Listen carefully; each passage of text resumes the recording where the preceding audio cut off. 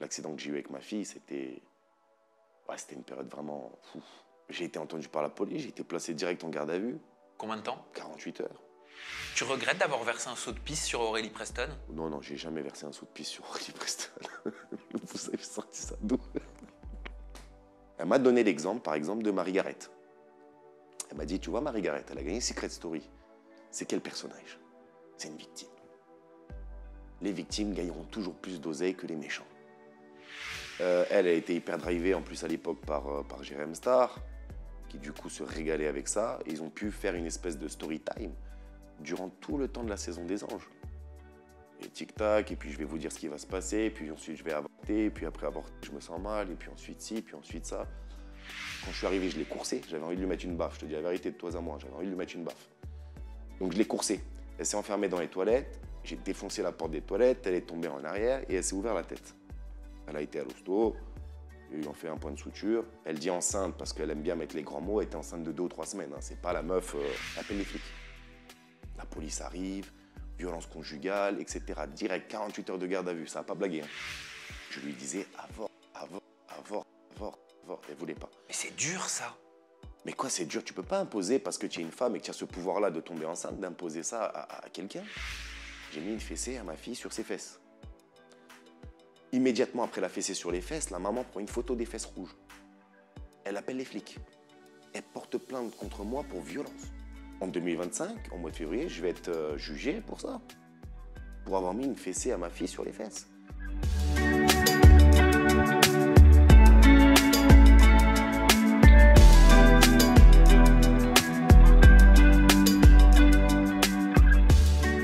Bonjour Ricardo Pinto. Et bonjour. Comment ça va? Bon, écoute, ça va très bien. Bon, pour tout vous raconter, il était en train de me donner des petits conseils sport, remise en forme, etc. J'étais en train de lui parler de mon parcours cardio. C'est vrai. Et des fois, c'est des petits détails qui font la différence pour progresser. Exactement. Il se regardait dans le retour et il disait « Oh merde, putain, j'ai grossi. Tu te trompes grossi? Ouais, j'ai grossi, on va pas se mentir. Hein. Moi, je m'en fous en soi, t'as vu. Je me sens bien dans ma peau, je me sens bien moi. Puis t'as vu, j'ai autant de gras que toi. Bah attends, moi je ressors d'une liposuction. Hein. Ah non, mais ça va Donc quand ça même. va. Et après, ça va. Moi, je gonfle vite à la gueule, mais je dégonfle assez vite. Ok, mais qu'est-ce qui te fait gonfler? Je fais de la rétention d'eau. Ah bon? Ah ouais, dès que je mange un peu salé ou quoi. Mais à la gueule. Je te jure, c'est à la gueule. Je prends vite à la gueule. Écoute, on a tous nos trucs, hein. C'est comme ça. Bon, Ricardo, t'es un apprenti coiffeur ou t'es un coiffeur maintenant? Non, je suis un apprenti coiffeur, donc je suis en CAP coiffure. Je termine normalement en juin. Ok, félicitations. Tu sais que c'est énorme. Hein. Ouais, mais tu sais que je me régale. Mais t'as repris les études? J'ai repris les études. Tu sais que c'est un truc où les gens ils se diraient... et d'ailleurs, j'espère qu'il y en a plein qui vont pouvoir se remotiver en regardant cette vidéo, mais c'est génial. Je me régale, je te jure. J'ai l'impression que tu retournes à l'école comme il y a 20 ans. Et il n'y a pas des gens, bah si, forcément, qui te reconnaissent, qui te charrient, Si, non, franchement... moi, j'avais très peur à un moment donné d'être genre le plus vieux. Comme j'ai 34 ans, je me suis dit, putain, je vais me retrouver avec les jeunes de 16 ans. Et on ne se rend pas compte, mais il y a énormément de reconversions professionnelles. Ouais. Donc, dans la classe, ça va jusqu'à, je sais plus, c'est 46 ou 52 ans. Donc, tu as vraiment de tout, quoi, tu vois. Ouais. Et en fait, je suis bien. Eh ben regarde, moi, je suis allé chez le coiffeur hier. Bon, vraiment, en bas de mon ancien bureau. Qu'est-ce que t'en penses de mon dégradé en tant qu'apprenti coiffeur? Franchement, je m'en fous, c'est pas moi qui fais la coupe. Ça va, ça passe. Non, ça passe, Tu peux critiquer, tu m'as dit que Non, j'étais ça gras passe. déjà. Non, ça passe. C'est très bien. Oui, mais si ça passe, c'est que c'est... Moi, je vais plus te juger, si tu veux, sur ce que je suis maintenant, vers là où je vais, tu vois. C'est-à-dire que les dégradés, tout ça, j'ai déjà mon barbeur, ça tourne déjà. C'est pas sur ça que je me concentre. Là, je vais vraiment sur la coupe femme, sur la coloration, décoloration, sur le soin, sur les techniques. Ah, tu fais les colorations et tout? Ouais. Tu fais les brushings? Ouais. Tu fais les boucles? Ouais, là, j'en chie avec ça. Ok. Tu fais les wavy? J'en chie avec ça en ce moment, ouais. Tu fais les mèches? Ouais. Et en plus, tu dois l'apprendre à le faire d'une façon traditionnelle. Ça veut dire que tu vas pas utiliser ton Dyson avec ton truc qui fait tout seul. Tu y vas avec le sèche-cheveux et avec le peigne vraiment à l'ancienne, quoi. Tu fais les ombrés? Ouais. Tu fais tout? J'apprends à faire tout, en tout cas. Et tu papotes, tu discutes de quoi avec les clientes? Je le fais pas encore. Ouais. Donc pour l'instant, je suis juste à l'école et j'apprends à le faire. Donc dès que j'aurai mon diplôme, normalement, vers septembre ou octobre 2025, là, j'ouvrirai mon premier salon de coiffure femme. Ok. Que femme. Peut-être même je ferai une déco comme ça, tu vois. Pourquoi Mais, que femme? Vraiment girly. Que femme parce que La différence entre les femmes et les hommes dans la coiffure, elle est que elles sont beaucoup plus sensibles et elles connaissent beaucoup mieux l'importance d'utiliser par exemple des bons produits. Une nana, par exemple, elle saura te dire quasiment la différence entre un produit professionnel et un produit que tu achètes chez Carrefour à 2 euros. Nous, on est des mecs, on s'en fout, on utilise carrément du 3 en 1. Cheveux, corps, visage, la totale, tu vois. Donc on est beaucoup moins sensible aux cheveux que peut être une femme, tu vois. Et c'est plus vers là on va pas se mentir, qu'il y a de l'oseille à faire. Et puis tu donnes aussi des conseils aux motards, j'ai vu sur les réseaux sociaux. Ouais. Mais tu fais pas que ça, tu fais aussi des recettes de cuisine et tu débriefes l'actualité. Ouais, c'est vrai, c'est vrai. Je copie un peu Ilan en ce moment. Ah bah tu me l'enlèves de la bouche. Non, non, parce que, en fait, si tu veux, j'étais en train de faire un live avec Ilan et je comparais avec lui le RPM. Donc il me dit, ouais, j'ai fait. C'est le revenu pour 1000 vues. Voilà. Et donc des vidéos à 2 millions, j'en ai fait aussi. Et donc il me dit, moi, pour une vidéo à 2 millions, je gagne tant. Je lui dis, comment tu gagnes tant? J'en ai fait moi aussi des vidéos à 2 millions, je gagne 4 fois moins. Et il me dit, parce que j'ai pas le même RPM que toi, et patati patata. Et en fait, c'est lui qui m'apprend comment fonctionne cette façon de travailler, tout simplement. Donc là, tu es en train de nous expliquer que la cuisine permettrait d'avoir un RPM bien plus élevé. Non, la cuisine, c'est juste, ouais, oui et non, parce que c'est quand même surchargé, hein, c'est plein. Mais il y a des domaines, bien sûr, qui marchent mieux que d'autres. C'est normal. La cuisine en fait partie, le fitness en fait partie. Il y en a plein d'autres. La coiffure, par exemple, c'est très bas là-dessus.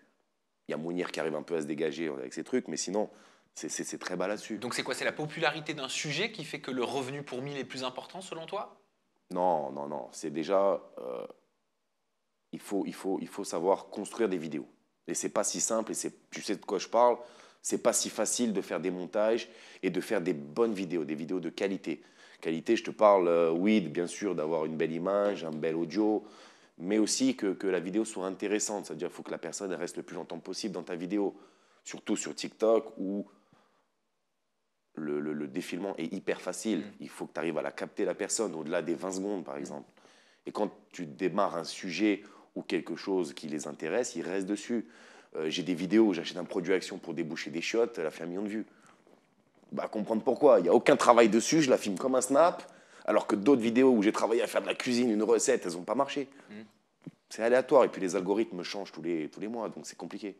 Et tu as surtout sorti un livre, ton premier ouvrage qui s'appelle Sortir du silence. D'où elle t'est venue, cette idée de livre? Pourquoi un livre? Pourquoi maintenant? Pourquoi à 34 ans? Pourquoi alors que tu es en plein étude pour devenir coiffeur? Bah déjà, sincèrement, j'avais un truc que j'avais envie de faire depuis longtemps. Ensuite, j'ai des enfants, et malheureusement, aujourd'hui, les réseaux sociaux, ça a un gros impact. À la différence de quand j'ai commencé la télé, ça n'avait pas du tout le même impact. Il y a 10 ans, il s'est passé plein de choses durant mes 10 années de télé où j'ai jamais ressenti le besoin de me justifier. Tu dis des conneries sur moi, je m'en cire la pince, tu vois, ça ne me changera pas ma journée, je m'en fous. Mais après, quand tu as des enfants, c'est différent. Ça peut avoir un impact. Et du coup, je pense que c'était important que je puisse, d'une part, dire ma vérité, dire ce que moi je pense, dire ce que moi j'ai vécu, dire la chose telle qu'elle est. 10 ans après, j'ai pas besoin de racheter mon image ni de. Ça y est, c'est passé. Donc je suis pas là pour essayer de. Non, je raconte comme ça s'est passé, c'est tout. Mais c'est une façon de laisser une trace à tes enfants pour qu'ils aient ta vérité, tu penses? Je pense, et puis aussi une façon pour moi de tourner la page. Ça y est. Bah avant de la tourner, la page, on va en parler justement des pages de ton livre. Déjà, on va parler de la première de couverture. Donc, il y a ton visage, c'est un portrait. Ouais. Et tu écris sur ton visage mensonge, critique, jalousie, regret, échec. Comment elle t'est venue cette idée de première de couverture? C'est les choses dont, je dirais que c'est les choses dont j'avais vraiment envie de parler, qui ont nuit à mon image durant de nombreuses années. Au début, ça m'arrangeait. Je le dis dans mon livre d'ailleurs. Au début, très sincèrement, ça m'arrangeait. Que tu parles de moi en bien ou en mal, tant que tu as parlé de moi, je m'en fous. C'est-à-dire que ça te faisait kiffer qu'on parle de toi même si c'était négatif? Franchement, c'est pas tant ça me faisait kiffer, mais ouais, ça me faisait kiffer. Si, ça me faisait kiffer. Tu parles de moi, que ce soit en bien ou en mal, tu parles de moi. Ok. Dans Donc tous les cas, je suis pas. quand à l'époque, Jérém Star disait que tu avais forcé Fidji à avorter, ça te faisait kiffer?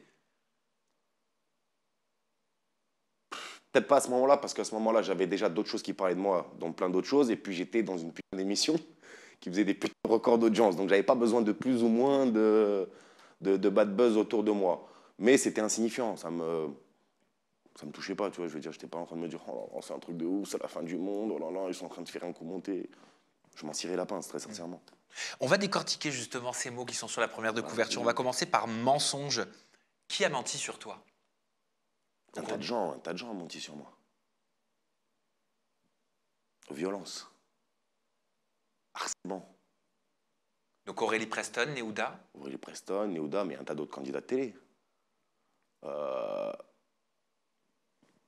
Sur quoi ils s'appuient, tu vois, c'est des choses qui, à l'époque, moi, je m'en foutais complètement. Ça me touchait pas que tu dises que je suis violent ou pas. Je m'en cire la pince. Mais aujourd'hui, j'ai des enfants. J'ai pas envie qu'on dise plus tard, ah ouais, ton père, il est violent, ton père, il est ci, ou ton père, il a fait ça. On va décortiquer tout ça dans quelques instants. Ouais. Et toi, t'as menti sur quoi? Sur qui? Moi, sincèrement, j'ai pas menti beaucoup. Juste un peu? Franchement, j'ai pas menti beaucoup. Après, il y a un truc aussi, c'est que je me suis jamais exprimé. C'est vrai. Aurélie Preston, par exemple.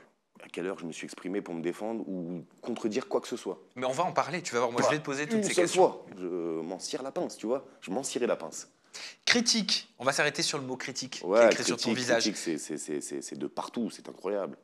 Quel impact elles ont eu les critiques sur toi? Tu disais tout à l'heure qu'on Sur parle. moi, personnellement, rien. Ça veut dire que tu peux me critiquer, ça me gêne pas. Tu sais, j'avais un ami très proche qui me disait, putain, Ricardo, t'es un mec en or, comment ça me fait chier que les gens pensent de toi ci ou ça. Et moi, je lui disais, mais moi, ça me touche pas du tout. Ils sont pas en train de me juger, moi. Ils sont en train de juger le gars qu'ils ont vu à la télé. Je m'en cire la pince. Tu sais, moi, j'ai pris les cours Florent à côté. Je me souviens, parce que moi, je voulais toujours être le méchant dans le cinéma. Et je me souviens de mon prof qui me disait, il me donnait l'exemple de JR dans Dallas. Mhm. Il me disait, c'est une série. Les gens croient que c'est réel. Enfin, les gens savent que c'est une série, ils savent que ce n'est pas réel. Pourtant, le mec se fait insulter dans la rue. Mais sauf que toi, tu faisais de la télé-réalité, c'était censé être réel. Tu as une part de réalité, mais quand même, à un moment donné, tu as la plupart des gens aujourd'hui, il n'y a personne qui est dupe. Hein. Ça y est, on n'arrive plus à duper personne maintenant. Alors, à mon époque, on y arrivait un peu, mais aujourd'hui, on n'arrive plus à duper personne. Jalousie, t'écris jalousie aussi sur la première de Jalousie, couverture parce de ton qu'il y a livre. forcément une raison derrière. C'est pas possible de vouloir me nuire juste pour gratter un peu de lumière sans raison. Qui était jaloux de toi? Oh, il y a eu un tas de personnes. Pourtant, je suis pas le meilleur. Hein. Mais je pense que j'ai suffisamment bien fait mon job pour attirer un peu de jalousie. Oh, mais la jalousie de qui? La jalousie de mon ex, la jalousie de Preston, la jalousie de pas mal de gens. Vraiment. Et qu'est-ce qui fait qu'ils auraient été jaloux de toi? Des actions, des actions. On va le développer. Regrets? T'as des regrets, toi, en particulier, dans ta vie? Ouais, j'ai un grand regret, bien sûr. Moi, j'ai un sac à dos plein de regrets, même.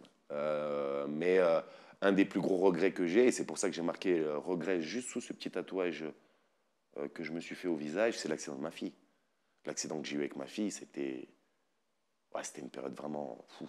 C'est un grand regret, parce que même si c'est un accident, et que ça a été jugé comme un accident... Tu parles du téléphone Du que tu as téléphone lancé sur son que j'ai visage. lancé sur son visage, ouais. Voilà, t'expliques que c'était, c'est ce que tu as dit au juge, me semble-t-il, que c'était suite à une dispute avec Néouda. Vous étiez dans la voiture, tu lances ton téléphone dans un acte de violence sans vouloir viser ta fille, et c'est ta fille, Layana, c'est ça qui le prend sur son Laïa. visage. Laïa, Ouais. pardon. Ouais, c'est ça. Et moi, je lance le téléphone dans la voiture. Au même moment, elle est en train de bouger. Bon. Même si c'est un accident, t'es responsable. C'est ton geste. Et ça, c'est un truc que j'ai mis beaucoup de temps à me pardonner, vraiment. J'ai mis beaucoup d'années à me pardonner sur ça. Parce qu'il y a eu des conséquences. Parce qu'il y a eu des conséquences, mais en soi, les conséquences, si tu veux, carrément, les conséquences, je les voulais. Je voulais encore pire, même. Tellement j'étais pas bien et que je me sentais coupable et que je me sentais mal, je voulais encore même pire, tu vois, pour moi. Donc les conséquences, je les calcule même pas. Le geste, le geste était terrible. Mais quelles ont été les Et la conséquences? scène Le fait était qu'elle ait terrible. été placée dans une famille? Non, elle n'a pas été placée dans une famille. Provisoirement? Pas du tout, elle est juste restée à l'hôpital. Donc c'était une fake news, ça? Ouais, fake news. Non, elle n'a pas été placée dans une famille. Non, elle est restée à l'hôpital une dizaine de jours, en attendant que l'enquête soit menée sur moi et mon ex. Mon ex, très rapidement, elle a été écartée du truc, et ensuite, il restait que moi. 18 expertises, il fallait tout prouver, hein, c'était vraiment... Et le fait d'être médiatique, ça a amplifié énormément de choses. T'avais Énormément reconnu de choses. ce geste? Bien sûr, dès le début, dès que je suis arrivé à l'hôpital. Hmm. Dès que je suis arrivé à l'hôpital, qu'est-ce que j'ai dit? J'ai lancé un téléphone sur ma fille. Et t'as été entendu par la police? J'ai été entendu par la police, j'ai été placé direct en garde à vue, Combien de temps? 48 heures. Ensuite, 2 ou 3 jours après, re-48 heures. Parce que du coup, ça a changé de procureur, de ci, de ça. Le gars, il est connu, il a une réputation de violent. Télé-réalité, on va en faire un exemple. On va en faire un exemple. Donc c'était très dur. Tu as été jugé comment par le procureur de la République et par le J'ai président été de séance? jugé innocent, je ne peux pas te dire innocent, mais comme quoi c'est un accident. Il y a 18 expertises qui le démontrent en plus, tu vois. Donc c'est pas un truc à la légère ou c'est pas parce que j'ai pris un bon avocat. D'ailleurs, j'avais même pas d'avocat. Euh, sur ça, je m'en fous. D'ailleurs, j'ai pu refaire de la télé, etc. Donc si tu veux, sur ce truc-là, je suis vraiment carré. Mais c'est vraiment le geste en lui-même et la scène et cet événement qui m'a marqué, qui m'a traumatisé. C'est pour ça ce tatouage? Ouais, c'est pour me rappeler chaque jour, tu vois, que je me regarde dans une glace, que des fois, d'un simple geste complètement bête, tu peux avoir une conséquence de malade. Et tu vois, quand tu es arrivé tout Mon à geste, l'heure, tu sais, il était simple, il était comme si je jette un bout de papier à la poubelle. Hein. quand je t'ai regardé tout à l'heure, quand tu es arrivé, je t'ai dit en rigolant, oh, t'as tué quelqu'un? Ouais. On peut croire ça, mais non. Donc en fait, c'est pour te rappeler de ce C'est pour me téléphone que s'est pris rappeler ta fille. ouais, c'est pour me rappeler de cet accident et c'est pour. Je l'ai fait immédiatement après d'ailleurs. J'avais besoin de me le rappeler. Elle te hante encore, cette image? Non, non, cette image, elle me Les hantait cris, les plus. pleurs? Non, là, si j'y repense, oui, mais sinon, non. Et quand tu y repenses, Je ça te vis fait avec quoi? ma fille au quotidien, Quand tu y repenses, ça te fait quoi? ben, beaucoup de regrets. Tu as beaucoup de regrets, d'où le mot regret. Tu regrettes énormément, tu te dis, ça s'est joué en plus sur quelques secondes, quoi. C'est dingue. Et en plus, j'étais au summum de ma carrière. Je venais juste de gagner Les Apprentis Aventuriers saison 2. Je repartais en tournage une semaine après. Il y a tout qui s'est écroulé. Échec? Tu parles d'échec Ouais, également. Tu ouais, ouais, écris échec bien sûr. sur ton visage. De quel échec est-ce que tu parles? Échec personnel, échec professionnel, familiaux, Échec, télévisuel? ouais, franchement, échec personnel. Échec professionnel, je pense pas qu'on peut le dire. J'ai jamais été viré d'une seule production. Hein. Jamais.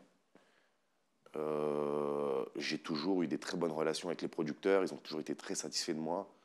Et j'ai toujours très bien réalisé mon taf. Il n'y a jamais personne qui t'a dit Ricardo a été viré d'une prod. Jamais. Après, c'est échec parce que je ne me suis pas adapté au changement. À quel changement? J'étais dans un entre-deux de génération. Ma génération à moi, tu vois, il n'y avait pas de placement de produit, par exemple. On n'avait pas d'impact réel sur ce que tu fais en télé et la vie quotidienne, la vie de tous les jours. Pour moi, par exemple, quand je fais un tournage, je vais être d'une certaine façon, et une fois que le tournage est terminé, ça y est, c'est terminé. Job is done. C'est-à-dire, c'est quoi d'une certaine Payez-moi façon? mon chèque. Être impulsif, être colérique? C'était ton image en télé, on va pas se mentir. Bien sûr, totalement. Bien sûr, totalement. Et c'est moi, je suis comme ça, hein, attention. Enfin, je peux être comme ça.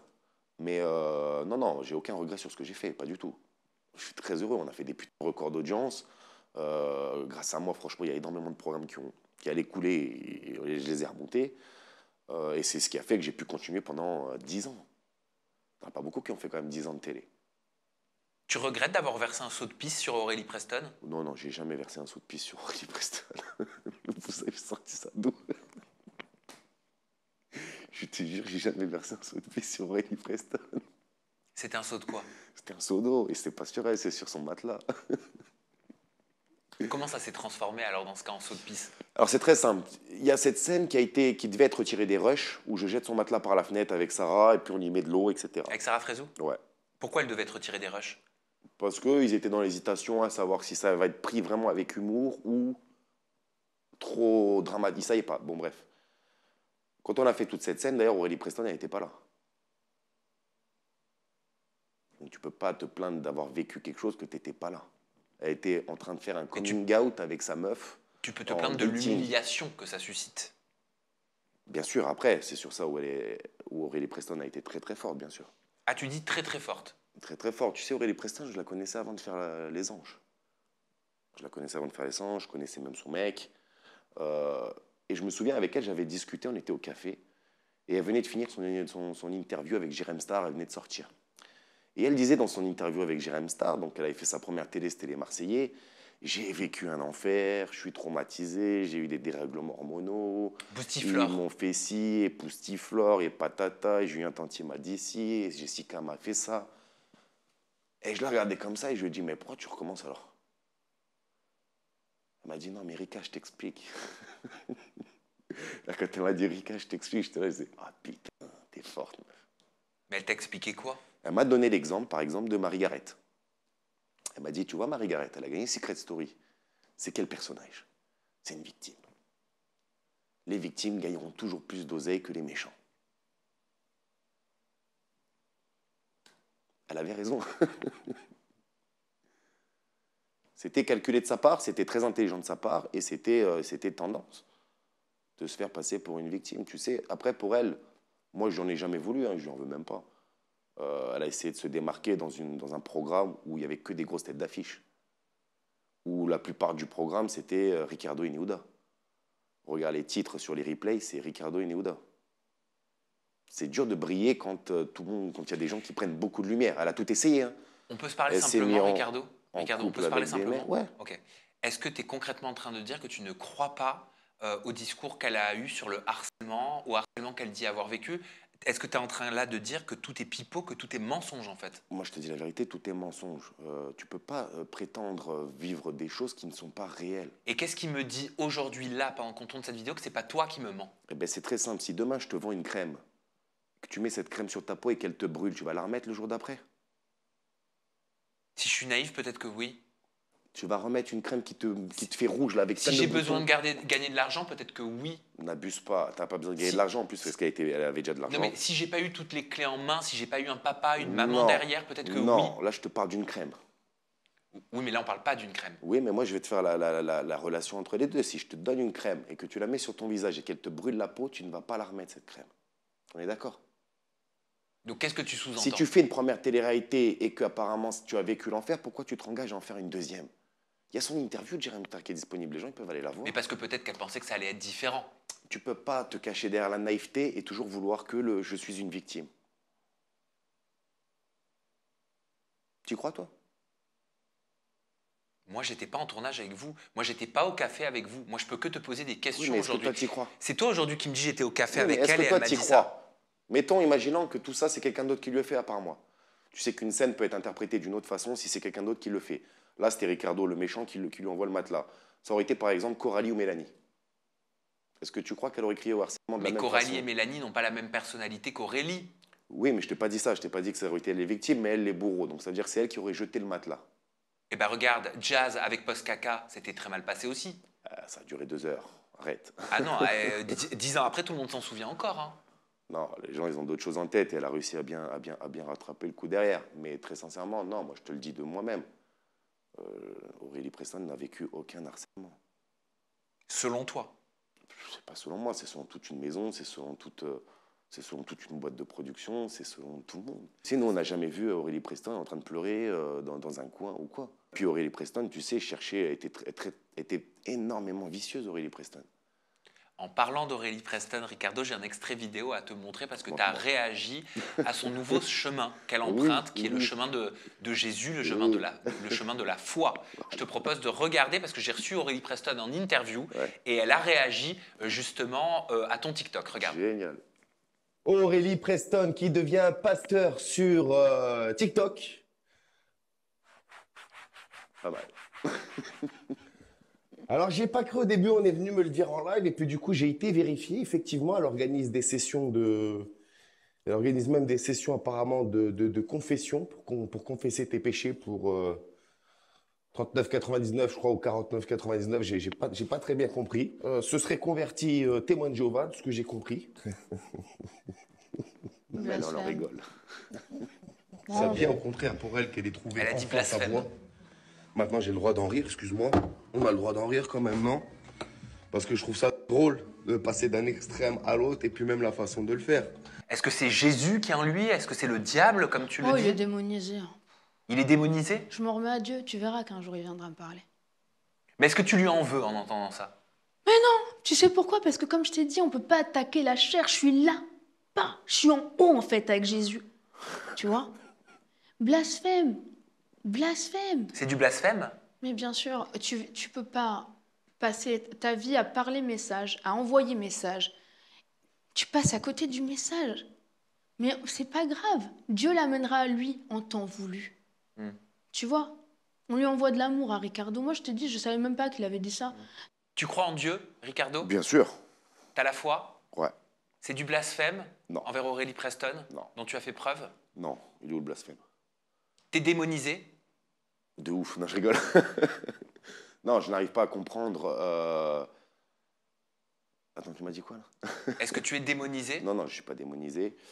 Non, non, je ne suis pas démonisé. Qu'est-ce que tu n'arrives pas à comprendre alors? Ben, je ne sais même pas. Très sincèrement, non, non, non.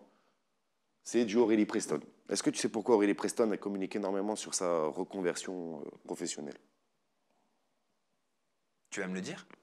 Est-ce que tu sais que bientôt elle a une audience pour trafic et revente de stupéfiants? T'as pas dit? L'idée, elle n'est pas venue du Saint-Esprit. Elle m'a parlé de sa garde à vue, bien sûr, et je sais qu'elle est mise en Et examen. c'est pas venu du Saint-Esprit de se donner une image de bien croyante, etc., juste pour adoucir les Mais juges. en lien et avec derrière. des accusations de séquestration sur un ex-dentiste. Tu sais, c'est incroyable. T'écoutes Aurélie Preston, t'as pas l'impression qu'elle est toujours victime. Non, j'écoute les articles. T'écoutes les articles ou t'écoutes Aurélie Preston, elle est toujours victime. Est-ce que ça existe quelqu'un qui n'est jamais coupable de rien? Est-ce que toi, tu connais quelqu'un qui n'est jamais coupable de rien? On est toujours, à un moment donné, de notre vie À un moment coupable de donné, il quelque faut chose. savoir assumer sa part de responsabilité. Non, tu n'es pas d'accord? Mais quelle responsabilité? Concrètement, par rapport à la religion, pourquoi tu rigolais? Moi, j'ai rigolé parce que l'extrême, il est incroyable. Tu passes de junkie à vouloir prêcher la bonne parole sur les réseaux sociaux. Non, mais arrête, n'abuse pas. Tu n'y crois pas? Très sincèrement, c'est même pas que j'y crois ou que j'y crois pas. J'ai aucun avis sur sa reconversion. Et puis, si ça peut lui faire du bien, tant mieux. Mais à un moment donné, tu sais, moi, la religion, je trouve que c'est quelque chose de personnel. Peut-être que je me trompe, hein, mais depuis qu'il y a eu la laïcité en France et patati et patata, je trouve que ça devrait être quelque chose de personnel. C'est pas un truc que t'en fais un buzz sur les réseaux sociaux et il faut arrêter. Et les confessions à 39 balles par mois, en plus il y a 2 semaines d'attente. Mais comment ça? Ça veut dire que t'as vraiment des couillons Oui, qui croient à alors, ces conneries. Non, non, mais pour le coup, j'ai pas compris dans ton discours quand tu dis 39,99 ou 49,99, tu fais référence à quoi? Parce qu'on est venu me dire qu'elle faisait des confessions pour ce prix-là, tu vois. Ah, genre des on est venu, sessions, mais on est venu te dire. Oui, oui, on est venu. J'ai été vérifié. J'ai été vérifié, il y a 2 semaines d'attente. C'est-à-dire 2 semaines d'attente. Ben, elle était sur rendez-vous et il y a 2 semaines d'attente pour une confession avec Aurélie Preston. Puisqu'elle, son objectif, c'est de devenir pasteur en plus. Oui, et d'ouvrir une église. Et d'ouvrir une église.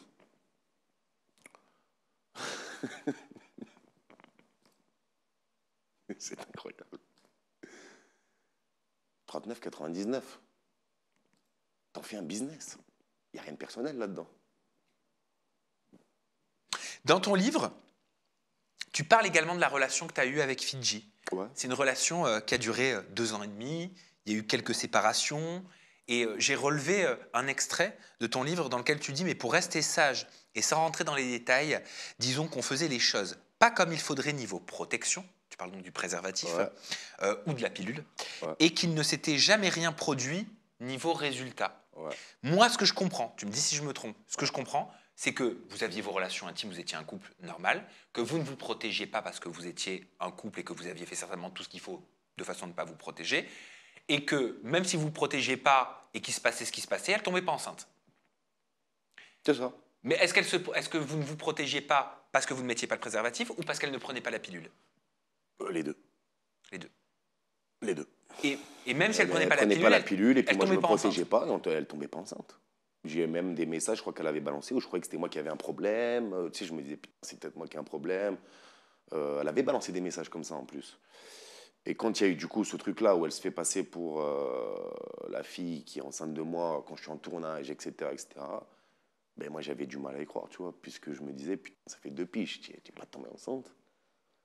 Je pars pour les anges, je me mets en couple là-bas, tu es enceinte. Tu te mettais en couple avec Neouda. Ouais, je me mettais en couple avec Et toi, à l'époque, tu pensais quoi? Tu pensais que c'était une vengeance parce que tu te mettais en couple avec une autre? Non, très sincèrement, je pense que c'était une opportunité.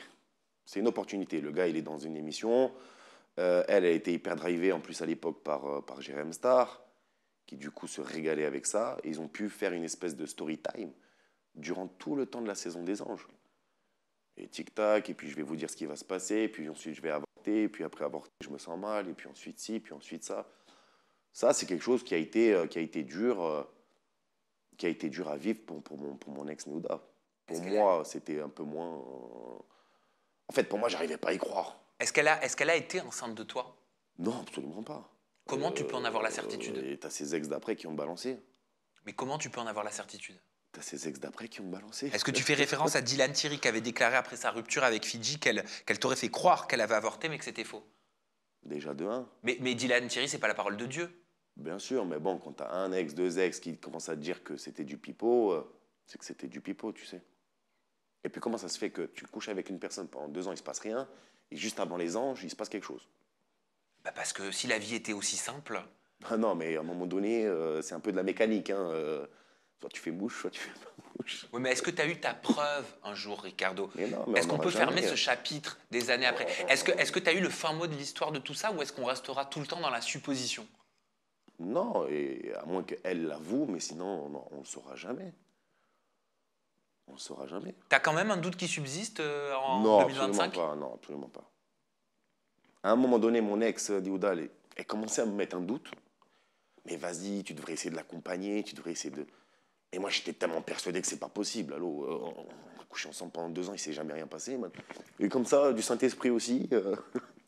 Non, j'y ai jamais cru. Mais pourtant, elle est bien tombée enceinte, Danas. Oui, mais tu sais, t'as des fois des gens qui sont pas compatibles, hein, c'est tout. Hein. On n'est pas tous fait pareil. Hein.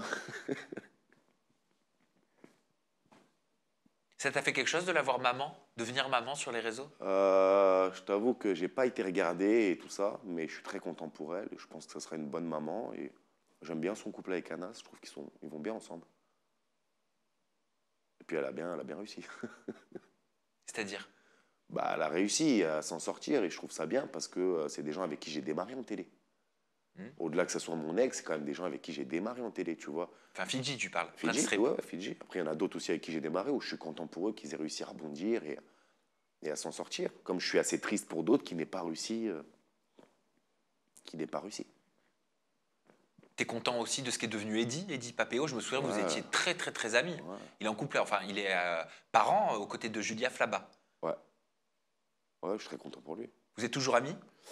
Non, on n'est pas spécialement amis, mais on n'est pas ennemis non plus. Hein. C'était écrit, je crois, c'était avant les vacances des anges. Il voulait qu'on aille au parc avec les enfants, tout ça. Sauf que lui, comme il médiatise ses enfants, et moi pas, du coup, j'avais une petite gêne et donc, du coup, j'avais pas été. Mais sinon, c'est un bon gars. Hein. Cette jeune fille, cette jeune femme que tu as rencontrée dans Les Anges, c'est Néouda. Ouais. Votre histoire aura duré 5 ans. Vous avez eu ensemble 2 enfants, Laïa, donc une petite fille qui est née en 2017, et Naël, un petit garçon qui est né en 2022. Et c'est au moment de votre séparation, en 2021, que Néouda elle a pris la parole pour dénoncer ton comportement. Elle a parlé de 5 ans d'enfer. Ricardo, elle a dit, il m'envoie des photos, des petites culottes des meufs qu'il baise. Il m'envoie des vidéos pour dire qu'il adore baiser des meufs. Elle a partagé certaines photos que tu lui as envoyées, a priori. Pourquoi avoir fait ça? Et pour le coup, tu vois, on parlait du mot regret sur la couverture de ton livre. Est-ce que ça fait partie d'un de tes regrets? Non, absolument pas. Là, on parle d'une conversion. Là, là-bas, c'est une conversation intime qu'elle a voulu mettre en avant pour. C'est-à-dire, quelle conversation intime? Là, on est dans une conversation intime, quoi. Donc. Mais pourquoi tu lui as envoyé les photos des meufs que tu baises? Parce qu'elle ne me croyait pas que j'avais niqué une meuf. Donc, je lui ai dit, ça sort d'où ça? C'est pas la tienne de culotte, tu vois. Bon, bref. Et elle, du coup, elle a décidé de rebondir dessus. Après, Nouda, elle a toujours été dans le... Avec moi, hein, je parle, elle a toujours été dans le... Je le défonce. Même quand vous étiez ensemble? Même quand on était ensemble, elle faisait des articles, Ricardo violence, Ricardo ci, Ricardo ça. Il y a toujours eu un tas d'articles Néouda contre Ricardo. Il n'y en a jamais eu un seul de Ricardo contre Néouda.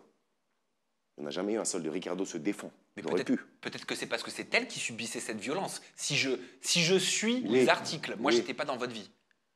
Non, tu peux pas suivre cette violence et puis dormir avec moi le soir même. Enfin, c'est un peu bizarre, mais... malheureusement, ça arrive à beaucoup de femmes. Ouais, c'est un peu bizarre.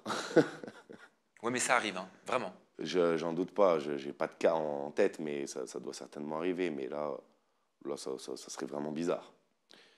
Non, non, non, non. Et puis, tu n'as jamais de preuves, tu n'as jamais rien. Tu sais que Néouda, elle m'a défoncé sur les réseaux sociaux un tas de fois sur la violence conjugale, sur le fait que je sois un mauvais père, que je ne m'occupe pas de mes enfants. Elle a dit que tu étais un pervers narcissique, que tu l'avais menacée avec une pervers arme narcissique. à bout portant alors qu'elle était enceinte. Ouais. Il m'a ouvert le crâne à coups de poing, j'ai eu 2 points de suture. Ce sont les photos. Est-ce que tu l'as menacée avec une arme à Non, bout non, portant? elle fait 50 kilos, j'en fais 100. Je crois que j'ai Oui, besoin mais- d'une arme pour me défendre. Allô? Non, mais est-ce que dans un coup Non, de non, nerf, non. je sais pas, je Ni n'étais dans un pas coup là. non, mais ni dans un coup de nerf, je sors un pétard, et ni un pétard, ni un couteau. Si j'ai besoin de me défendre, je sais me défendre. J'ai pas besoin de. Est-ce que tu as une arme chez toi? Est-ce que tu avais une Non, arme? j'ai pas de pétard chez moi. T'as pas de flingue? J'en ai au barbeur. Même j'en ai un pas factice? chez moi. Non, j'en ai pas. Donc ça veut dire quoi? Tu es en train de dire qu'elle ment? Non, c'est pas. Ça veut dire que non, par exemple sur cette scène-là de je lui ai ouvert la tête, etc. C'est à moitié vrai. C'est-à-dire? C'est à moitié vrai. La scène, je me souviens comment ça s'était passé. Elle m'avait fait une crise de jalousie pour je sais plus quelle raison. Elle m'a défoncé mes affaires. Quand je suis arrivé, je l'ai coursée. J'avais envie de lui mettre une baffe. Je te dis la vérité de toi à moi. J'avais envie de lui mettre une baffe. Donc je l'ai coursée. Elle s'est enfermée dans les toilettes. J'ai défoncé la porte des toilettes. Elle est tombée en arrière et elle s'est ouvert la tête. Elle a été à l'hosto. Ils lui ont fait un point de suture. Elle dit enceinte parce qu'elle aime bien mettre les grands mots. Elle était enceinte de 2 ou 3 semaines. Hein. C'est pas la meuf. Ouais, non, mais peu importe, elle était enceinte. Oui, d'accord. Et elle était aussi en manque de fer. On peut faire un bilan sanguin si tu veux, mais ça, enfin, je veux dire, ça sert à rien de grossir le truc, tu vois. Oui, mais pourquoi on arrivait à courser ta compagne? Mais là, ce jour-là, c'est parce qu'elle venait de défoncer toutes mes affaires et que j'avais pas apprécié. Enfin, je veux dire, il faut un moment. Tu sais, moi, je suis pas un fou dans ma tête. Hein. Ça veut dire que tu me chatouilles, je rigole. Tu me dis un truc très triste, je vais être très triste. Et tu m'énerves, bah, je suis énervé, c'est normal. Mais tu vois, t'as Et dit j'étais à si 2 tu doigts de veux, lui mettre une gifle. Non, je te dis, l'envie était. L'envie était. Je t'ai pas dit que c'est ce que j'aurais fait, mais l'envie était. Mais tu vois, mais en Je la suis honnête, hein, je te mens Alors, pas. Hein, je pourrais te dire non. bien sûr. non. Mais en la coursant, J'aurais pu lui mettre En- juste une gifle, tu en vois. la coursant, Dire, putain, tu viens de me défoncer mes affaires. en la Non. coursant, Ricardo, la conséquence c'est qu'il y a eu un accident. Oui. Au même titre qu'il y a eu un accident au moment où il y a eu un élan de colère et de nerfs dans la voiture avec ta fille. Non, c'est pas pareil. Non, non, c'est pas pareil, mais oui. Alors est-ce que tes élans de colère, ils aboutissent pas à des drames? Tout élan de colère peut aboutir à un drame. Que ce soit le mien ou que ce soit celui de n'importe qui. Ok, tout élan de colère peut aboutir à un drame. Ça, c'est pas nouveau. Tu regardes les infos chaque soir à la télé. C'est à chaque fois un élan de colère. Mais à un moment donné, il faut aussi se dire qu'il y a peut-être une raison. Le gars, il n'est pas fou, il s'est pas énervé comme ça d'un coup. Mais c'était quoi alors la raison? Là, pour l'occurrence, c'était quand même avait défoncé mes affaires, je me souviens. Mais j'allais pas la taper. Hein. Mais je te dis, l'envie y était par contre. L'envie y était, je ne veux pas te mentir. Mais je ne l'aurais pas tapé. Elle était violente avec toi, elle? Elle était très violente, elle était très provocatrice. Elle est toujours comme ça d'ailleurs. Hein. Elle ne changera jamais. C'est dans sa façon d'être. Elle sait très bien pousser les gens à bout. Ça, c'est sa spécialité. Vraiment, c'est sa spécialité. Mais la Pousser plus belle les gens victoire, à c'est de bout. pas réagir. Ouais, mais tu vas pas réagir un jour, 2 jours, 3 jours, puis un jour, sans faire exprès, tu vas réagir. C'est pas d'une façon extrêmement violente non plus. Allô, je l'ai pas tartiné. C'est-à-dire, ça veut dire quoi? Je l'ai pas tartiné. Mais je lui ai jamais porté un seul coup, je lui ai jamais mis une gifle. Je lui ai jamais mis une patate, par exemple. Et toi, est-ce que tu as déjà Je reçu lui des ai coups? jamais... Non, non, moi non plus, il m'a jamais tapé. Il n'y a jamais eu de violence, je dirais, physique volontaire. Là, tu vois, l'accident où je défonce la porte, elle est derrière, elle tombe, c'est pas volontaire. Je ne savais pas qu'elle allait être derrière la porte, tu vois. Tout de suite, d'ailleurs, je me suis excusé, j'étais pas bien. Je me D'accord, dis, c'était putain, pas volontaire, merde. mais en attendant C'était pas volontaire, tu sais, j'avais pas Oui, c'était pas calculé, volontaire, mais le coup que tu as donné dans la porte, en tout cas, l'a fait tomber au point qu'elle ait eu des points de suture et qu'elle ait une blessure au crâne. Oui, mais parce qu'elle était derrière la porte. En Tu sais, elle même était temps- derrière la porte en train de m'empêcher de rentrer. Oui, Donc mais en moi, même j'ai temps, poussé, mais... des toilettes, ça fait pas 25 mètres carrés. Non, ça fait pas 25 mètres carrés. Mais j'ai pas anticipé. Je pense qu'on a tous, à un moment donné dans notre vie, eu un élan de colère. Peut-être pas toi, mais il y a plein de gens, en tout cas, qui ont déjà eu un élan de colère où tu mets un coup dans le mur, où tu casses un truc, ou... ça arrive. Elle a dit aussi te concernant, c'est un gros raciste. Si vous saviez comment il parle des Arabes, combien de fois je m'embrouillais avec lui à cause de ça? Ça me fait rire. Ça m'a fait rire, ça, quand elle disait ça, c'était incroyable. C'est parce qu'elle m'avait trompé à ce moment-là avec un rebeu. Et du coup, j'avais la haine du mec. Ça aurait été un Chinois, ça aurait été la même chose. C'est-à-dire, t'as dit quoi? Je me souviens plus de ce que j'ai dit, mais tu vois... Franchement, je me souviens plus de ce que j'ai dit, tu vois, mais c'était pas quelque chose de raciste, c'était pas quelque chose de... En tout cas, pour elle, c'est un propos raciste. Ouais, non, mais pour elle, tout est propos et au racisme. Elle n'a pas vu sa couleur de peau, je crois. Mais bon. Pourquoi tu dis ça? Pourquoi tu dis ça? Bah, elle est un peu métisse, non? Et donc, qu'est-ce que tu veux dire de facto? Fidji, elle est un peu marocaine, non? Et donc? Elle est raciste de quoi alors?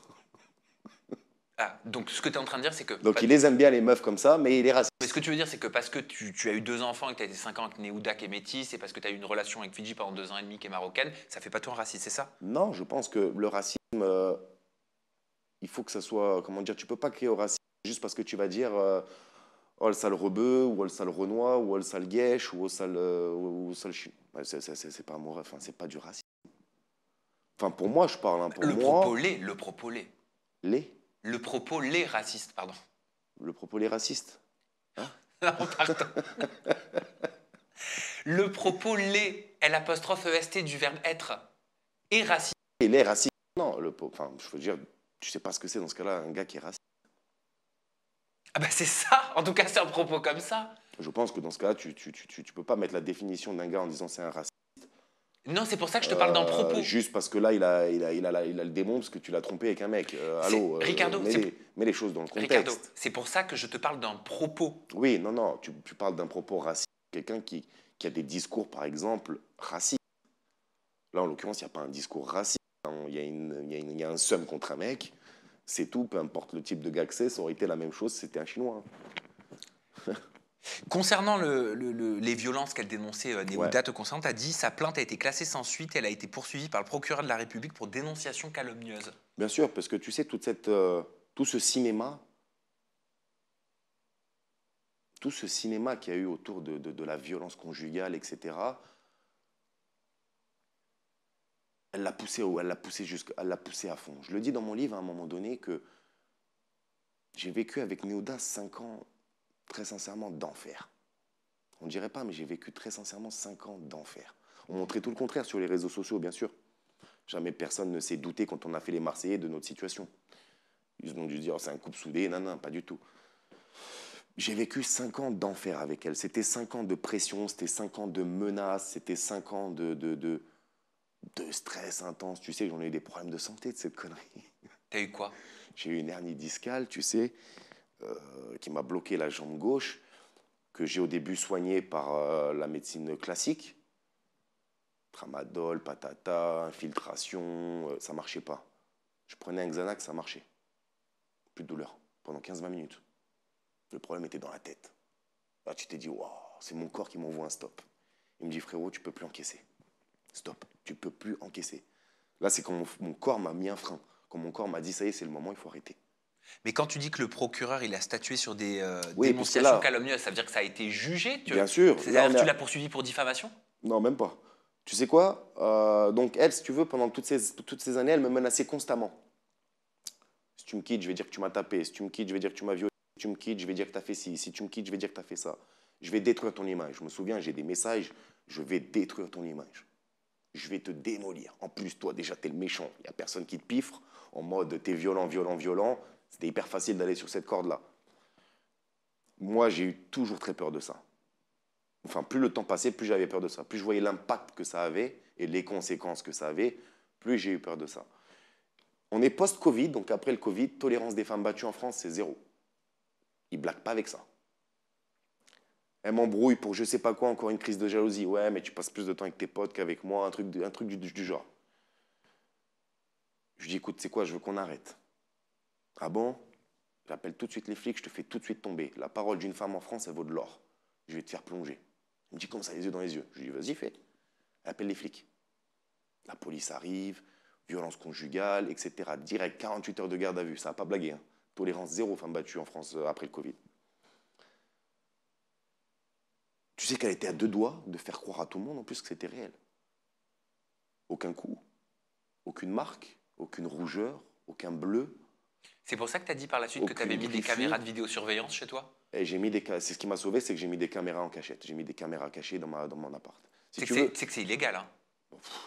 si tu veux, elle me menaçait tellement tous les jours de ce genre de choses que je sentais le truc arriver.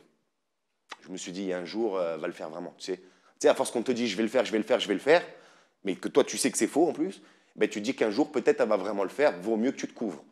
Donc, j'ai plaqué des caméras Quand j'ai été convoqué, que j'ai fait mes 48 heures de garde à vue, on a visionné tous les rushs. C'est bon, c'est réglé. Du coup, elle perd. Donc le procès. Et derrière, c'est le procureur qui la poursuit. Dégradation de biens matériels, intimidation, menaces, chantage, harcèlement, patati, patata. Il y a une condamnation? Ouais, une amende qu'elle ne paiera pas sûrement. Bah bon, bon, si. Et concernant votre deuxième enfant, tu avais déclaré, donc Naël, je voulais qu'elle La avance. avec un L. Naël. La. Comme la Ya, mais la L. Oh, pardon. Non, mais pardon, ça se fait trop pas en plus. Tu feras au rush. Pardon, bah non, hein, on l'a vécu comme ça, donc Laël. Remets-le. Laël. Bah, tu me l'as pas dit tout à l'heure, tu m'as pas repris. Si, je t'ai repris, mais j'ai pas parlé fort. Ok, pardon, j'ai pas entendu. Alors, Laël, crois-moi que maintenant je vais retenir. Concernant Laël, votre deuxième enfant, votre garçon, t'as dit je voulais qu'elle avorte. Sauf que Néouda, égoïste qu'elle est, madame voulait absolument 2 enfants du même père. Est-ce que ça fait partie de tes regrets, Ricardo? Parce que j'imagine que Laël, tu l'aimes. Oh putain. Ah, ça ouais. Non, c'est vachement dur de dire je regrette ça. C'est pas possible, c'est impossible. C'est impossible de dire je regrette ça. Mais il faut savoir que j'étais pas pour. Je voulais pas de deuxième enfant, surtout pas avec elle, et surtout pas dans la configuration qu'on avait. Elle pourrait te montrer des messages où je dis pendant la première semaine, ouais, pourquoi pas. Non. Ok, pas de souci. Ensuite, très vite, j'ai réalisé, j'ai dit non, c'est pas le bon moment. Les 9 mois qui ont suivi, pas une seule fois, j'ai changé d'avis. Je lui disais avort. Elle voulait pas. Mais c'est dur, ça. Mais quoi, c'est dur. Tu peux pas imposer parce que tu es une femme et que tu as ce pouvoir-là de tomber enceinte, d'imposer ça à quelqu'un. Mais Tu trouves pas que c'est égoïste, toi? Alors, Demain, t'as un coup d'un soir Alors- et la meuf, elle tombe en cloque et elle te le fout dans le... Tu trouves pas ça un peu égoïste, un peu facile? dans les 2 situations, je trouve que c'est dur. Ah, mais à un moment donné, tu peux pas... Mais je me mets aussi à la place d'une femme qui porte l'enfant. Mais tu l'as choisi, toi, de le Oui, porter. mais qui porte l'enfant, de se dire d'avoir quelqu'un, ton partenaire qui te dit avorte, c'est dur. Tu l'as choisi d'avoir un enfant. C'est toi qui le portes, en plus. Donc, tu prends une décision égoïste, toute seule, et tu t'étonnes derrière que tout le monde ne fasse pas l'unanimité à ce que tu veux. Je trouve ça trop facile. Demain, dans ce cas-là, un tas de meufs vont se mettre avec des mecs pour un coup d'un soir et elles tombent toutes en cloque du gars et le gars, il doit... Non, c'est trop facile. On peut pas faire ça. Tu sais, un enfant, c'est pas un truc... C'est un truc que j'ai toujours détesté avec la génération d'aujourd'hui, c'est qu'ils sous-estiment. Ils sous-estiment réellement ce que c'est que d'avoir un enfant. C'est pas juste avoir le ventre rond, quelques nausées par-ci par-là, une baby shower avec des ballons bleus ou roses pour savoir le sexe du bébé, des vues sur Snap, sur TikTok, Oh, trop bien. Non. 15 minutes d'accouchement sous péridurale, hop, comme lettre à la poste. Non, c'est 18 années de sacrifice. C'est 18 années de stress. C'est 18 années de pression. Je te jure, les gens sous-estiment ce que c'est que d'être parent. C'est toi qui as la garde C'est moi qui ai la garde de mes enfants. des 2 enfants? Ouais. C'est un choix? Non, même pas. Non, mais ça peut être un choix dans le couple. Hein. Non, même pas. Regarde, je pense par exemple à Julie Ricci et PJ. PJ part à Malte avec les 2 enfants. C'est un choix réfléchi du couple, organisé. Ouais, non, là, pas du tout. Là, en fait, je t'explique. Quand on était revenu des Anges, j'avais essayé de récupérer ma fille. Donc, j'avais démarré une démarche avec le juge des affaires familiales. J'avais qu'un enfant, j'avais que ma fille. Et je voulais ma fille. Donc, j'avais démarré une démarche pour pouvoir prendre la garde de ma fille. Exclusive. Exclusive. Pourquoi? Parce que y a des gens qui sont faits pour être parents et t'en as, ils sont pas faits pour ça. Selon toi. Ouais, selon moi. Mais ouais, mais c'est important, Ricardo, parce que c'est ta vision aujourd'hui. Ouais, mais c'est selon tout le monde. Tout le monde n'est pas... C'est comme de la peinture. C'est pas juste prendre un pinceau, de la peinture et tu y vas comme ça. Il y a des gens qui vont être doués pour ça et t'en as qui sont pas doués pour ça. Tu peux être d'accord que tout le monde ne peut pas être doué pour tout. Et être maman, c'est pas un truc qui s'apprend dans les livres. C'est pas un truc qui s'apprend à l'école. C'est un peu un truc instinctif. Il y a des femmes qui ont l'instinct maternel et t'en as qui ne l'ont pas. T'en as, c'est pas de changer des couches, donner des biberons et d'être avec les gamins à leur kiff, c'est d'être en boîte de nuit, de ci, de ça, d'être dans la séduction. Chacun son... Il y a des gens qui sont faits pour ça et t'en as, ils sont pas faits pour ça. Et moi, je pense que mon ex n'est pas... C'est pas son truc, elle n'est pas faite pour ça. Et moi, alors j'entends ton discours et c'est ta vérité, c'est ton discours à toi. Ouais. Mais je pense que quand il y a un couple qui se déchire avec des enfants, les 2 pensent avoir raison. Et l'un pense bien toujours sûr. que l'autre est le mauvais parent. Et l'autre pense toujours que l'autre est le mauvais parent. Bien sûr, ça c'est pour ça que les tribunaux pour départager ce truc, c'est plein et qu'il y a des attentes qui durent parfois 1 an, 2 ans pour avoir une date. Parce qu'on n'est pas les seuls et il y en a un paquet en France qui passe par là malheureusement parce que tu es obligé qu'il y ait un juge qui décide qui fait quoi et qui a la garde de quoi, bien sûr. Et ça, qui a décidé de cette garde, justement? Et c'est là où on en vient. Donc moi j'avais essayé cette démarche-là, finalement ma mère commençait à me dire non, ça se fait pas, on peut pas enlever un enfant à sa maman, tu peux pas faire ça, nanana. J'ai dossier béton en plus, j'avais dossier béton. Du coup, je lâche l'affaire. Elle tombe enceinte du deuxième. Elle s'occupe de mon fils pendant, franchement, les 8 premiers mois, je crois qu'elle s'en est occupée toute seule, même si je le prenais un petit week-end par-ci, un petit week-end par-là. Moi, j'avais beaucoup de mal à... J'ai eu beaucoup de mal à... À l'aimer? Non, c'est pas l'aimer. C'est peut-être à accepter la situation. Donc il y avait une forme de rejet, inconsciemment peut-être. Ouais, totalement, totalement. Et puis, je voulais, et surtout même d'apparence, je voulais surtout pas que mon ex regarde, me voit en train de le mec, c'est bon, il kiffe, ça y est. Je lui ai imposé le truc, maintenant le petit il est là, ça y est, il kiffe. Donc même moi, pour mon ego perso, non, non, meuf, allô, tu me fais un gamin dans le dos, je t'ai dit les choses claires, je veux que tu avortes. Tu n'as pas voulu. Aujourd'hui, je suis très content, attention. Mais en tout cas, à l'époque, je ne voulais pas. Et du coup, tu l'imposes à quelqu'un. C'est dur quand même de t'imposer comme ça. Imagine, je te dis, demain, tu as une relation un coup d'un soir, la meuf, elle débarque au bout de 9 mois, tiens, c'est ton gosse. Oui, sauf que Assume. là, c'était pas un coup d'un soir, vous étiez On ensemble. n'était pas du tout ensemble, là, c'était un coup d'un soir totalement. J'ai eu un écart, j'étais un peu bleu. Oui, mais Je te avec dis une, la vérité. Hein. avec une femme avec qui tu avais déjà eu un enfant. Ouais, mais je comptais pas en faire un deuxième. Parce que c'était à la facilité, sinon j'aurais. Voilà, bref. Et j'ai pas couché avec pour faire un gamin. On s'est pas dit, on va faire un gamin, jamais de la vie. Mais en même temps, tu n'avais qu'à te protéger. Écoute, T'as ta part de responsabilité aussi, non? ouais, j'ai ma part de responsabilité. Tu sais mettre un préservatif, non? Ouais. Et bah alors. Dit comme ça. Dit comme ça.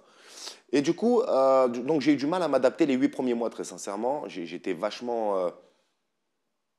Je sais pas comment te dire. J'ai aimé mon fils dès le premier jour où je l'ai vu. Mais j'ai eu une petite distance. J'ai eu comme la peur. Moi, je te dis même la vérité, j'étais terrifié. J'étais terrifié parce que j'avais pas encaissé déjà l'accident qu'il y a eu avec la petite, etc. J'étais en train de me dire, putain, en train de se refaire un repeat. Oh, mon Dieu. Elle et moi en plus, on n'est pas en couple, c'est catastrophique, laisse tomber. Tu sais, les relations entre moi et elle, elles sont inexistantes, hein, même au jour d'aujourd'hui. Hein. On s'écrit par email un week-end sur 2 avant qu'elle récupère les enfants, c'est tout. Y a rien de plus. Et elle a fait un tas de choses durant les premiers, du coup, les premiers mois que la justice n'a pas laissé passer. Et elle a fait un tas de choses graves que la justice n'a pas laissé passer. Et jusqu'à en février l'année dernière, il lui retire la garde des enfants parce qu'elle devenait trop dangereuse pour ses enfants. Quelle chose? Elle lit mon livre.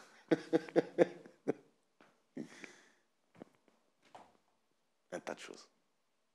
Est-ce que tu imagines que du coup, pendant tant d'années, le mec est violent, le mec il est ci, le mec il m'a tapé, le mec il nana. Ok, donc la seule fois où tu portes plainte, classé sans suite, et c'est toi qui te fais poursuivre, c'est un mauvais père, il s'en occupe pas, nanani. Pourtant, on t'a enlevé la garde de tes 2 enfants, dont un nouveau-né. Tu crois que c'est facile à faire, ça? Et c'est pas moi qui lui ai fait ça, c'est la justice qui lui a fait. Il a dit, allô, mais ça va pas du tout. Dieu merci que moi, je suis sur les rails, et que ma vie est stable, et que mes enfants m'avaient moi pour être là. Si j'étais pas là, ça serait 2 enfants placés. Comment vont les enfants? Très très bien. Très très bien, je me régale vraiment. Alors attention, hein, être parent, c'est très physique, c'est épuisant, c'est beaucoup de travail, mais c'est beaucoup de bonheur aussi. Hein. Moi, je me régale. J'ai des moments difficiles. J'ai eu une année difficile. Ma relation avec ma fille, par exemple, toute cette année, elle a été très très dure. Pour quelle raison? Depuis que la maman a perdu la garde, il y a eu un espèce de c'est ma faute. C'est ma faute à moi si ta mère a perdu la garde. Non. On n'est pas passé devant le juge des affaires familiales, moi avec mon... Non. Ta mère a fait tout ça de conneries. On lui a retiré la garde, c'est pas moi. Moi, heureusement que j'étais Mais là, sinon c'était placement. Est-ce que tu arrives à préserver l'image de la maman quand même auprès des enfants? Moi, je fais ce taf-là. Malheureusement, il n'est pas fait. Ce taf-là dans les deux sens. Parce que je crois que c'est important. Moi, je Parce fais que ce c'est les taf-là. enfants qui sont au milieu. Ouais, moi, je fais ce taf-là et j'y tiens vraiment à ce taf-là parce que pour moi, un enfant, c'est un enfant. Et un enfant, Il il aime faut sa mère, l'éloigner, il aime tout son ça. parent, il aime son Il père. aime ses parents, quoi qu'il arrive. Ça peut Il être veut pas qu'on lui salisse ses le parents. pire du monde, qu'ils aimeront leurs parents. C'est comme ça. Donc, j'ai jamais monté genre la tête de ma fille. Mon fils est trop petit, mais j'ai jamais monté en mode ta maman, c'est la pire du monde. Pas du tout. Quand il y a eu ce truc-là et que je devais me défendre, parce que je devais me défendre malheureusement, derrière, il y avait un bourrage de crâne sur la petite où c'était moi le coupable de tout. Papa, c'est ta faute. C'est ma faute de quoi? Si ta maman va tabasser d'autres mamans à la sortie de l'école, c'est ma faute à moi, mais j'étais pas là. J'étais là? Non, j'étais pas là. Si ta mère va faire ci, est-ce que j'étais là? Non, j'étais pas là. Je me justifiais toute cette année auprès de ma fille et ça a été très dur parce qu'en plus, tu devais le faire d'une façon propre. Tu vois, là, je t'ai dit exactement les mots que je lui ai dit. Est-ce que papa, il était là? Non. Tu vois, je lui ai pas dit ta mère, c'est une folle dingue. Je lui ai dit, est-ce que papa était là? Non. Est-ce que c'est ma faute à moi? Bah non. Et t'es aidé pour ça? Il y a un psy, t'es conseillé? D'accord, j'ai commencé il n'y a pas longtemps, là, au mois de septembre, une thérapie avec ma fille pour essayer d'améliorer sa relation avec moi parce que du coup, en 6 mois, elle en est venue à me détester maintenant. Au moment où on tourne, elle te déteste? C'est horrible, hein? Elle te déteste? Ma fille me déteste, c'est horrible. Et tu vis avec elle? Ouais. Elle me déteste, c'est horrible. Mais comment ça se manifeste? Bah, ça se manifeste par j'ai pas envie d'être avec toi, je veux être avec maman. Quand je la récupère, qu'elle a passé un week-end avec sa mère, à chaque fois que je la récupère, elle est en pleurs, elle est pas bien. Elle te rejette? Ouais, totalement. Je vais la récupérer à l'école, elle me fait limite la gueule. C'est compliqué. Et Hein. pourquoi elle veut être avec sa maman et pas avec toi? Bah, elle va être avec sa maman parce que c'est différent. Déjà, on ne fonctionne pas de la même façon, on n'a pas la même façon d'élever. Je suis beaucoup plus dur avec ma fille que la maman peut être avec la petite. Ah, totalement. Ça te fait mal ce rejet? Ça m'a tué. Je te dis la vérité, ça m'a tué. Ça m'a donné envie d'abandonner plus d'une fois. Oh. Je le ferai pas, hein. Mais ça m'a donné envie d'abandonner plus d'une fois. Pourquoi t'abandonnes pas? J'abandonne pas parce que c'est des enfants. Et puis, je sais que c'est pas d'elle-même. Elle a 7 ans. C'est pas d'elle-même qui... Ça lui vient, ça y est, je déteste mon papa comme ça. Non.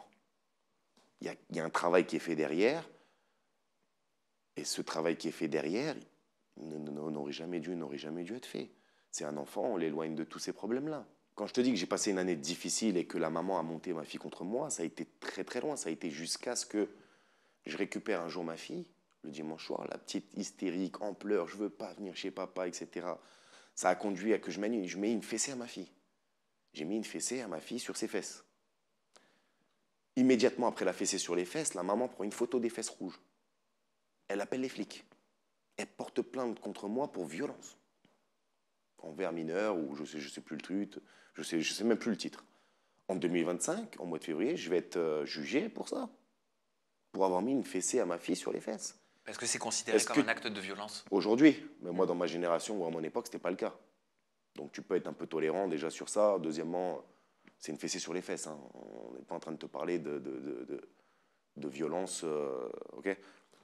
Alors certains n'acceptent pas, hein. C'est bien pour ça qu'il y a une Totalement, loi. totalement, je suis d'accord. Et si je pouvais revenir en âge, j'aurais pas mis de fessée sur les fesses, bien sûr. Maintenant, il n'y a rien de hyper dramatique non plus à prendre une fessée sur les fesses. Bon, c'est pas ça le sujet. Si je te parle de ça, c'est parce que c'est pour te démontrer encore une fois le travail psychologique qu'exerce la maman sur ma fille. Et la suite. La meuf perd la garde des enfants. J'aurais pu le balancer. Je ne l'ai pas balancé. Il n'y a qu'aujourd'hui et dans mon livre que j'en parle. Sinon, je ne l'ai pas balancé. J'ai jamais tenté de nuire à mon ex volontairement. Tu m'as jamais entendu faire une interview et lui tartiner, lui dire tous les trucs qu'elle balance ou tous les trucs qu'elle fait. Jamais. J'ai fait la plupart du temps qu'essayer de me couvrir ou de me défendre pour toutes ces accusations. Tu vois, par exemple, là, quand je te dis qu'elle a porté plainte contre moi pour violence conjugale et qu'elle a perdu, j'en parle dans mon livre, mais avant ça, est-ce que j'en ai parlé? Non. Donc aujourd'hui, je sors du silence. Je dis la vérité sur les choses.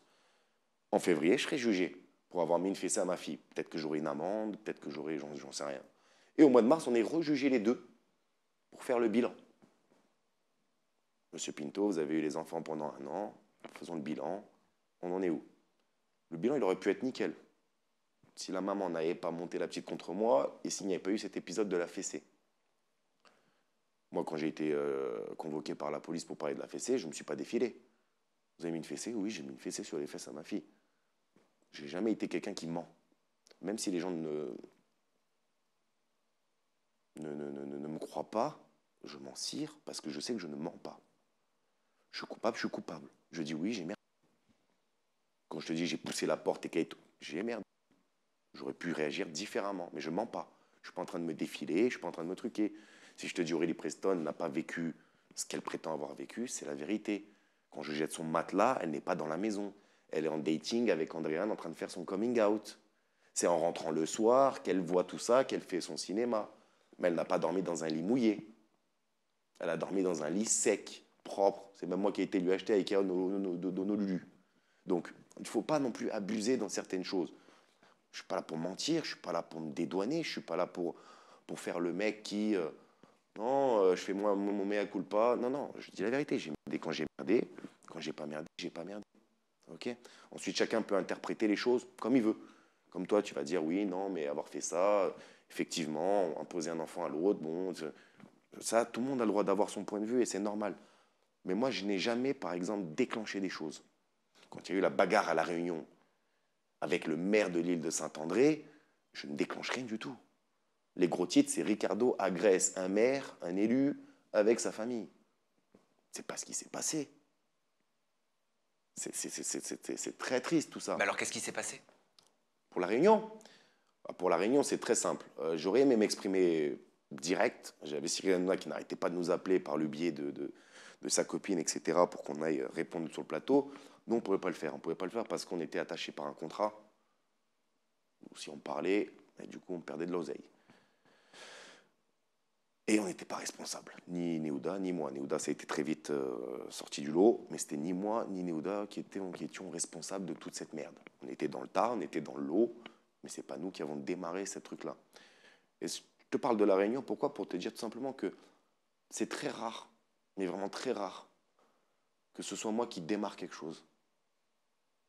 Je te dis la vérité, tu me verras jamais t'embrouiller. Je t'embrouillerai jamais. Toi, tu pourras m'embrouiller et je répondrai à ton embrouille, mais ce n'est pas moi qui viendrai t'embrouiller. Je m'en steak. Très sincèrement. Donc, c'est sûr qu'ensuite, ma façon de réagir, elle est critiquable. Ah, mais il n'a pas bien réagi. Ah, mais il aurait pu réagir comme ça. Ou ah, il aurait pu faire ci. Ou ah, il aurait pu faire ça. Mais ça n'a jamais été moi l'élément déclencheur. Là, au mois de mars, donc on va repasser devant le juge des enfants pour faire ce petit bilan, à savoir justement le bilan de chacun.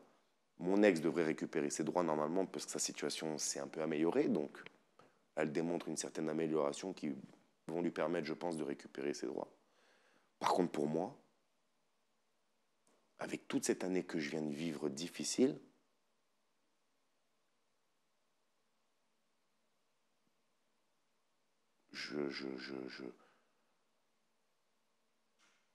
je pense prendre un peu de recul. Je pense prendre un peu de recul. Mon ex va demander une garde alternée, 1 semaine chacun. Moi, je suis contre parce que la communication entre elle et moi ne fonctionne pas. Et c'est très difficile. C'est très difficile. Avant qu'il y ait ce truc-là on lui retire la garde, la meuf était 3 semaines à Paris, 1 semaine avec ses enfants, tu vois. Donc, le quota n'a jamais été respecté de 1 semaine sur 2. Et je suis toujours perdant dans l'histoire en plus. Et en plus, je me fais salir de mauvais père alors que c'est moi qui suis avec les gamins. Enfin, c'est très compliqué. Donc, pour moi, en mars, ça sera un quitte ou double. Et c'est ce que je dirais au juge. Je dirais, écoutez, moi, le garde alterné, ça ne me convient pas. Soit on arrive à séparer les 2 enfants, mais je ne suis pas sûr que ça c'est possible.